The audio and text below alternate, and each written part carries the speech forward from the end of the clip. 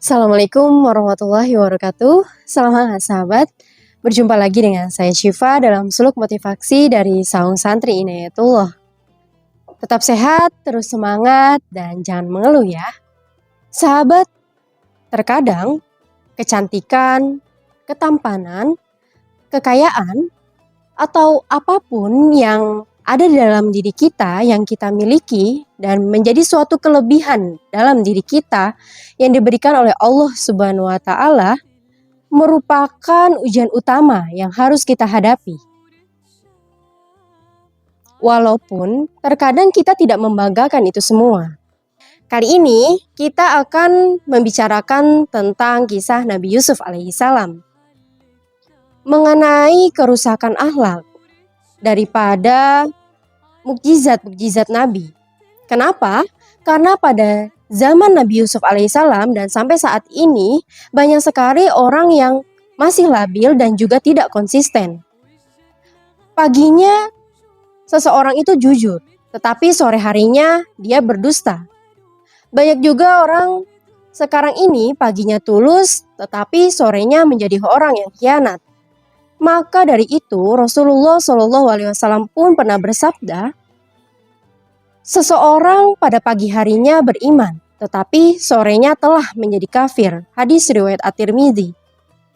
Sadar tidak sahabat, bahwa keadaan-keadaan seperti mengkhianati teman, mengkhianati orang tua, mengkhianati suami atau istri, menerima suap, melakukan korupsi, mencuri, bahkan membunuh sekalipun ada di sekitar kita. Dan itu menjadi hal yang lumrah dan juga wajar. Kenapa bisa seperti itu? Pasti alasan utamanya adalah faktor ekonomi. Kemudian ditambah lagi dengan banyaknya kemiskinan, pengangguran, pergaulan bebas, dan lain sebagainya. Na'udzubillah. Sahabat, astagfirullahalazim, mari kita sama-sama beristighfar dan memohon ampun kepada Allah Subhanahu wa taala. Karena sejatinya kitalah yang tidak mau menjadi orang baik. Kitalah yang kurang sabar meniti jalan untuk menjadi orang yang mulia. Kurang sabar dalam menerima rasa perih dan sakit akibat ego dan hawa nafsu kita yang tersakiti. Kita banyak melihat keburukan orang lain. Kita bilang, itu dia tidak apa-apa melakukan korupsi. Tidak apa-apa orang lain sudah berdusta. Orang lain mencuri tidak apa-apa. Padahal seharusnya kita sepakat pada diri kita sendiri, kendati pun semua orang telah mencuri, berkhianat, berdusta, tetapi kita tidak boleh. Kita tetap harus baik, tetap harus berakhlak, tetap harus sopan. Dan semua itu memang tidak mudah, tetapi tetap harus kita lakukan. Sahabat, tentunya kita sudah banyak mendengar cerita tentang perjalanan Nabi Yusuf alaihissalam. Berawal dari saudara-saudaranya yang iri pada Nabi Yusuf alaihissalam karena Nabi Yakub, yaitu ayahnya, sangat mencintai Nabi Yusuf alaihissalam ketimbang saudara-saudaranya.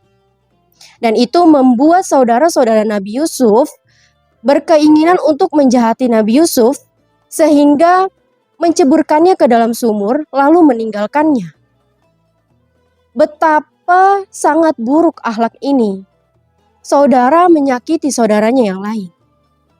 Kemudian setelah itu datanglah kafilah dari Syam yang sangat membutuhkan air, lalu menimba untuk mengambil air di dalam sumur tersebut, tetapi ternyata yang didapat adalah seorang anak, yaitu Nabi Yusuf alaihissalam. Kemudian menjualnya di pasar untuk dijadikan budak. Betapa ini juga akhlak yang sangat buruk yang ada di sekitar kita. Bukannya kita malah menolong, tapi kita malah mencari keuntungan dari hal tersebut. Setelah itu Nabi Yusuf alaihissalam dibeli oleh Al-Aziz, yaitu merupakan Menteri Perekonomian Mesir, dan tinggallah akhirnya Yusuf bersama Al-Aziz dan juga istrinya.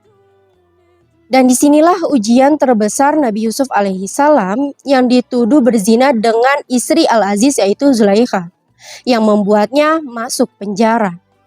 Ujian demi ujian yang berat telah dijalankan oleh Nabi Yusuf alaihissalam, tetapi pada akhirnya beliau menjadi orang yang benar, menjadi orang yang bijaksana, dan juga orang yang dihormati setelah berhasil menakwil mimpi raja yang juga mempunyai konsep-konsep yang cemerlang tentang ekonomi yang membuat Mesir tidak mengalami krisis karena mempunyai banyak cadangan pangan dan juga bibit.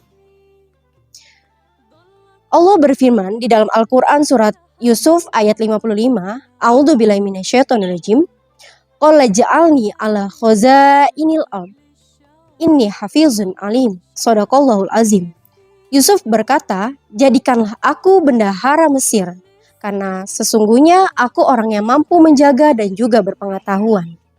Sahabat, semoga kita menjadi orang yang terus-menerus dalam memperbaiki diri. Kita harus memperbaiki diri kita sendiri dulu, sehingga kita bisa memperbaiki orang lain, memperbaiki masyarakat, bahkan memperbaiki dunia.